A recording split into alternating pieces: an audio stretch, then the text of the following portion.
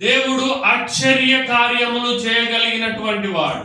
భూమి మీద ఉన్నటువంటి ఒక మూలకము లేదా ఒక మాధ్యమైనటువంటి గాలి ప్రకంపనల ద్వారానే శబ్దం వస్తుంది.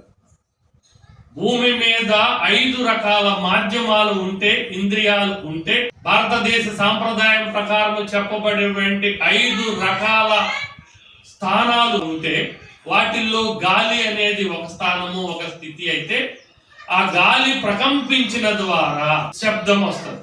నేను మాట్లాడుతూ ఉన్నాను అంటే దేవుడు నా స్వరపేటికలో ఉన్నటువంటి గాలిని ప్రకంపింప చేసుట ద్వారా నేను దేవుని యొక్క మాటను బయలుపరుచుతూ ఉన్నాను.